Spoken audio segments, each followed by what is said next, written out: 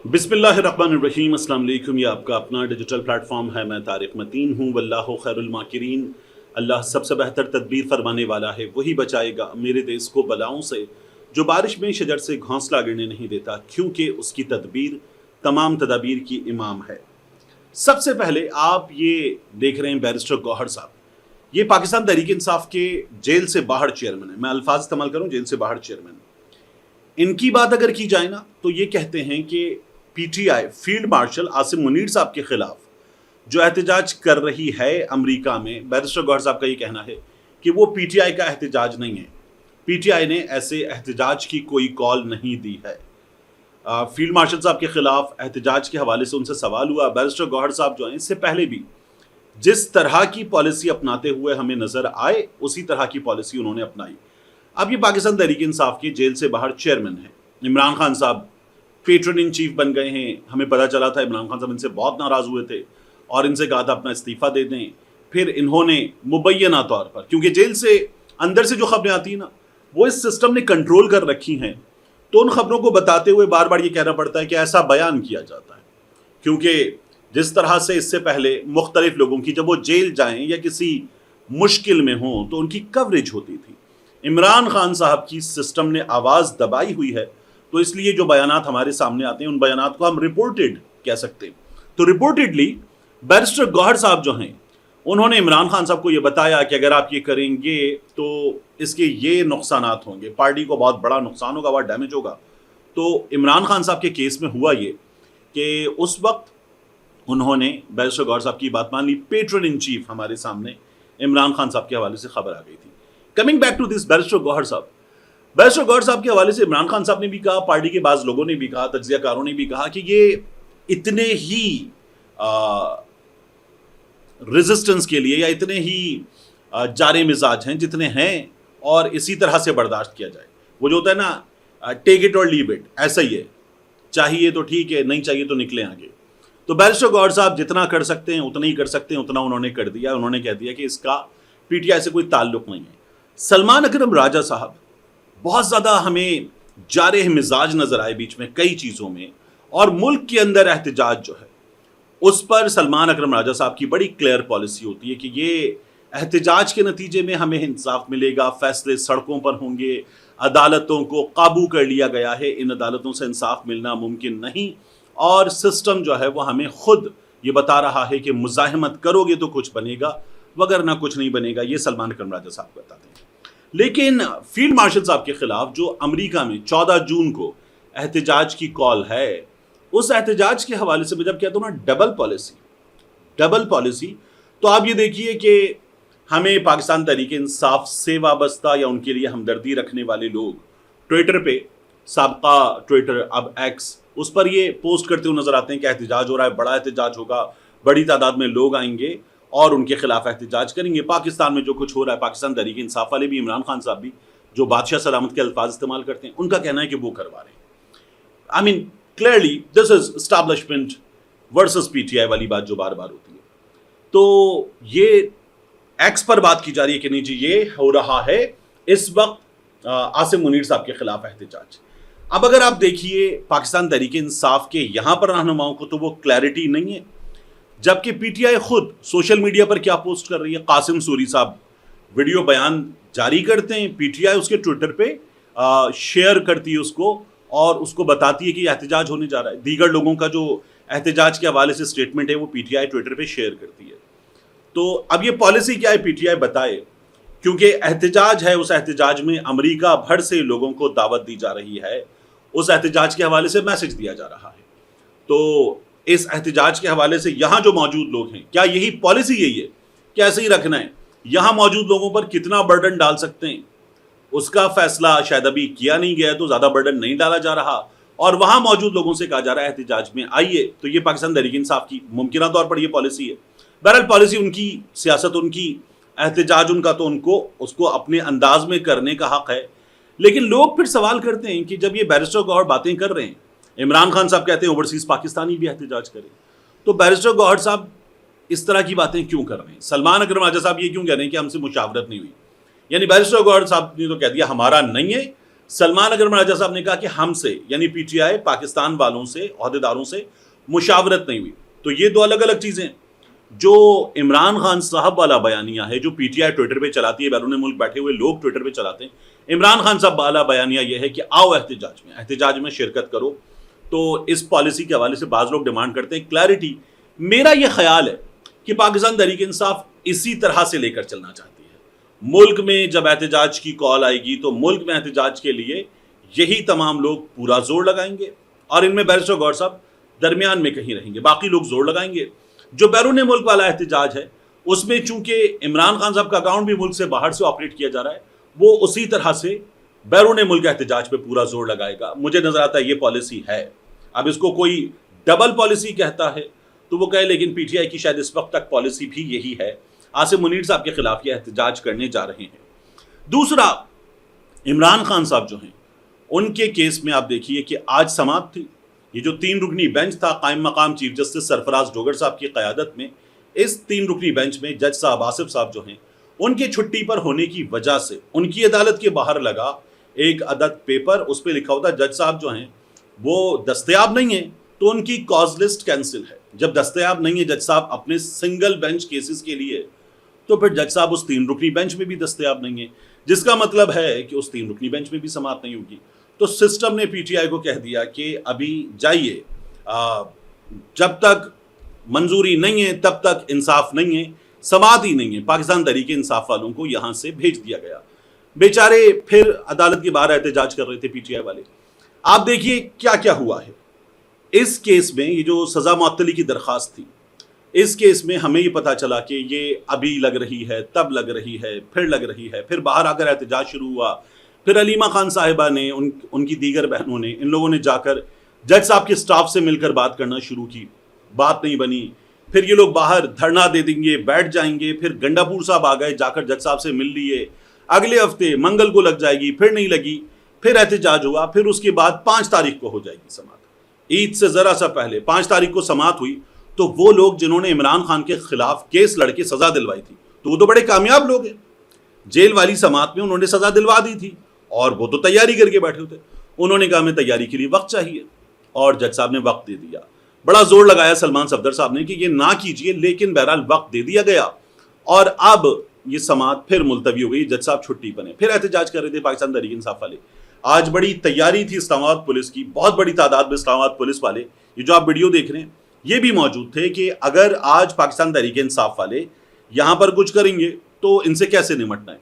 لیکن پھر کچھ بھی نہیں ہوا. وہ جو باہر احتجاج تھا, جو احتجاج یہ کہ انصاف دو, سماعت کرو, رہائی کرو, عمران خان کو رہا کرو, وہ والا احتجاج ہو جائے, اس سے سسٹم کو بہت زیادہ فرق نہیں پڑتا. وہ احتجاج ہونے دیا گیا, اطمینان کے ساتھ ہو گیا. تو یہ جو پیپر ہے, یہ پیپر اعلان ہے پی ٹی آئی کے لیے ایبسلیوٹلی ناٹ.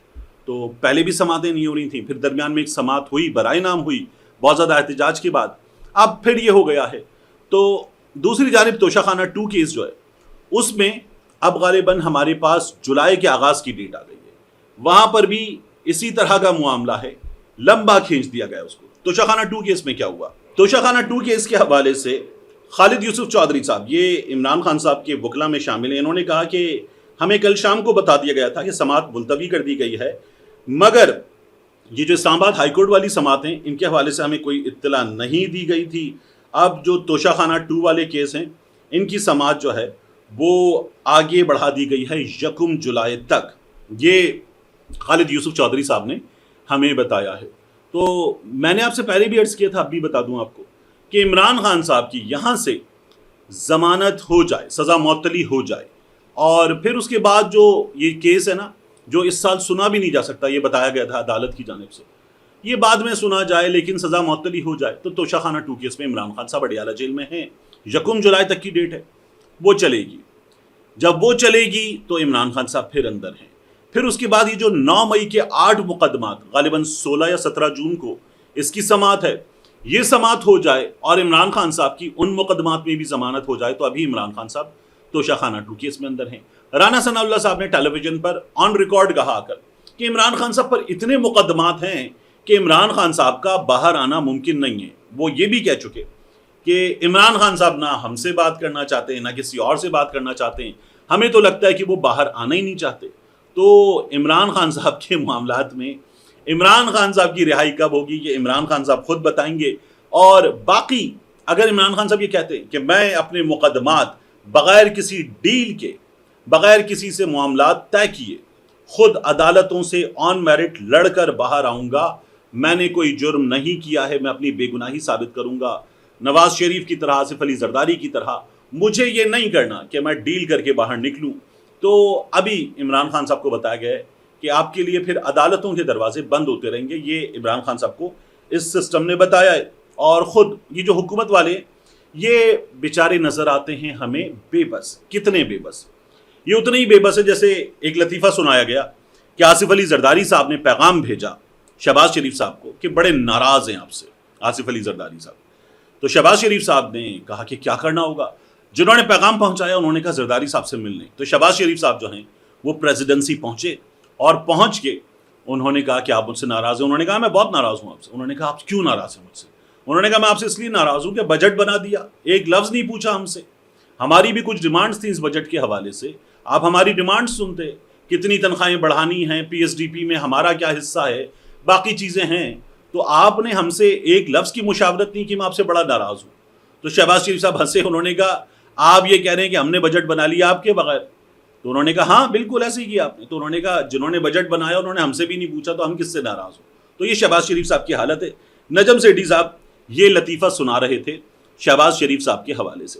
اب آ جائیے بجٹ پر. سب سے آخر میں جو بات کرنی تھی, بجٹ کے حوالے سے ہمارے سامنے سچویشن یہ ہے کہ اس بجٹ میں جو حکومت کہہ رہی نا, جو میں نے آپ کو پورا ایک چارٹ دکھایا تھا کہ کس کی تنخواہ پر کتنا پہلے ٹیکس تھا اب کتنا ہے, یعنی کسی کو 2000 روپے کا ٹیکس ریلیف پر منتھ ملے گا, کسی کو 16,000 روپے کا, بہت بڑی تنخواہ پر 16,000 روپے کا ٹیکس ریلیف پر منتھ ملے گا. تو کسی نے کہا کہ کسی بڑے ریسٹورنٹ میں ایک وقت کا ڈائن آؤٹ بھی اتنے پیسوں میں نہیں ہوتا جتنے پیسوں میں یہ ریلیف دے رہے ہیں. تو یہ کوئی ریلیف نہیں ہے. دوسرا, آپ نے جو پیٹرولیم پر لیوی بڑھا دیا ہے, پھر آپ نے دیگر اشیاء پر ٹیکس لگا دیے ہیں اور ٹیکسز کی بھرمار ہے. آنے والے دنوں میں ہمارے سامنے کھلتا چلا جائے گا کہ یہ بجٹ مہنگائی کس طرح سے دھڑا دھڑ لے کر آ رہا ہے. اور آپ نے اگر 10%, 7 سے 10% تنخواہیں بڑھائی ہیں, تو یہ جو آپ نے لیوی بڑھائی ہے, ابھی آپ بجلی کے ریٹس بڑھائیں گے اور پھر آپ بڑھاتے رہیں گے مختلف چیزوں کی قیمتیں اور مختلف اشیاء پر ٹیکس, تو اس کے نتیجے میں کیا ہوگا؟ اس کے نتیجے میں مہنگائی کا طوفان آئے گا. اور یہ جو 10% والا ریلیف ہے یا ایک ڈائن آؤٹ جتنا ریلیف ہے, یہ ریلیف کسی کام کا نہیں ہے. اور یہ ہمیں لگ پتا جائے گا اس حکومت کی جانب سے. جیسے مریم نواز شریف صاحبہ نے کہا کہ وفاق نے ایک بہترین عوام دوست بجٹ دیا ہے. یہاں میں آپ سے عرض کروں, میں گیا تھا کراچی میں, واٹر پمپ چورنگی پر ایک بڑی زبردست مارکیٹ ہے, بہت بڑی تعداد میں لوگ خریداری کے لیے آتے ہیں اس مارکیٹ میں. ہم نے ایک ویڈیو ریکارڈ کی, عوامی تاثرات. لوگوں نے اسٹیبلشمنٹ کے خلاف, حکومت کے خلاف اور سندھ حکومت کے خلاف, مرکز میں حکومت کے خلاف کھل کر بات کی اور دل کی بھڑاس نکالی. فور سم ریزن وہ کچھ لوگوں نے پوچھا کہ اتنے خوفناک تاثرات تھے لوگوں کے کہ آپ کا دم نکل گیا, آپ چلا نہیں سکے. لیکن بات یہ ہے کہ اس کی آڈیو میں کچھ خرابی تھی. ہم دوبارہ عوامی تاثرات پر مبنی ایک ویڈیو ریکارڈ کریں گے اور وہ آپ کے سامنے پیش کر دیں گے. اس کی آڈیو خراب تھی, اس کے لیے دوبارہ آپ سے معذرت, وہ نہیں ہو سکی. تو جن لوگوں نے اپنے تاثرات کا اظہار کیا تھا, میں ان سے تہہ دل سے معافی مانگتا ہوں. اب اس ویڈیو میں آخری چیز عمران خان صاحب کا پیغام. عمران خان صاحب نے بجٹ کے حوالے سے پیغام دیا. وہ کہتے ہیں رجیم چینج کے بعد سے پاکستان میں مہنگائی کا جن بے قابو ہے. یہ بات تکلیف دہ ہے کہ اس مرتبہ صاحب حیثیت لوگوں کے پاس بھی ایک بکرے کی قربانی کرنے کی سکت تک موجود نہیں تھی. انہوں نے مشکل سے سنت ابراہیمی کی تکمیل کی. غریب طبقے کی کمر تو پہلے ہی توڑی جا چکی. اب یہ جعلی حکومت بجٹ پیش کر چکی ہے جو عوام کی مشکلات میں مزید اضافہ کر دے گا. اس بجٹ میں پھر سے 2 طبقات کچل دیے جائیں گے, ایک ملازم پیشہ افراد, دوسرا کسان. اس جعلی حکومت نے زرعی معیشت اور کسان کی کمر توڑ دی ہے. کسی زرعی ملک میں کسان کے بدحال ہونے کا مطلب یہی ہے کہ وہاں بے روزگاری میں اضافہ اور قوت خرید میں کمی واقع ہوگی. انڈسٹری پہلے ہی تباہی کے دہانے پر ہے. 26ویں ترمیم کے بعد اب 27ویں ترمیم لانے کی تیاری ہے تاکہ انصاف مکمل طور پر دفن کر دیا جائے اور عوام مزید مایوس ہو جائیں. پہلے دن سے اس کا مقصد ہمیں خوفزدہ کرنا اور عوام کی آواز کو دبانا ہے، اسی لیے 9 مئی کروایا گیا۔ مجھے کہا جاتا ہے کہ 9 مئی کی CCTV فوٹیج کا مطالبہ نہ کروں اور 9 مئی کی ذمہ داری قبول کر لوں اور اس 17 سیٹوں والی جعلی فارم 47 کی حکومت کو مان لوں۔ میری ساری جدوجہد کا مقصد ہی قانون اور آئین کی بالادستی ہے۔ مینڈیٹ میرا نہیں، آپ کا چھینا گیا ہے۔ آپ سب کو اس تحریک میں شامل ہونا ہوگا۔ آزادی پلیٹ میں رکھ کر نہیں ملتی، اس کے لیے بحیثیت قوم جدوجہد کرنا پڑتی ہے۔ عمران خان صاحب کی اڈیالہ جیل میں یہ گفتگو تھی، آج بھی ہو سکتی تھی عمران خان صاحب کی اڈیالہ جیل میں گفتگو، لیکن سماعت ملتوی ہو گئی ہے 1 جولائی تک۔ میں نے آپ سے پہلے کہا تھا، میں آپ سے دوبارہ کہہ رہا ہوں، اسٹیبلشمنٹ اس ملک میں ایک بہت بڑی حقیقت ہے۔ اب میں اس بات کو مانتا ہوں کہ اسٹیبلشمنٹ کا سیاست میں کردار نہیں ہوتا۔ اسٹیبلشمنٹ جو کردار ادا کر رہی ہے وہ کردار غیر آئینی ہے۔ حکومتیں اسٹیبلشمنٹ کو یہ کردار دیتی ہیں، نہیں دینا چاہیے، اور یہ حکومتیں تب کرتی ہیں جب ان کے پاس عوام کا مینڈیٹ نہیں ہوتا۔ تو اسٹیبلشمنٹ کا سیاست میں سے کردار ختم ہوگا، گریجولی ہوگا، بہت وقت لگے گا۔ تب تک ایک ایسی کو ایگزسٹنس جس کو مجبوری سمجھ کے قبول کیا جائے اور اس کے ساتھ آگے بڑھا جائے اور آہستہ آہستہ ایگزٹ دیا جائے، وے آؤٹ دیا جائے، یہ تو شاید پاکستان میں پاسبل ہے۔ وگرنہ پاکستان کے حالات میں یہ کہنا کہ کل سے اسٹیبلشمنٹ سیاست میں نہیں ہوگی، کسی معاملے میں نہیں ہوگی، and it is going to be a new Pakistan from tomorrow with no interference of establishment in our politics, یہ ایک ایسا ڈریم ہے جو کم ٹرو ہوگا کئی سالوں کے بعد۔ ابھی there is no chance of dream come true, ابھی فوری طور پر۔ تو اس لیے مجبور کو ایگزسٹنس یہ پاکستان کی سیاسی مجبوری ہوگی اگلے کچھ برسوں تک۔ ملتے ہیں انشاءاللہ آپ سے اگلی ویڈیو۔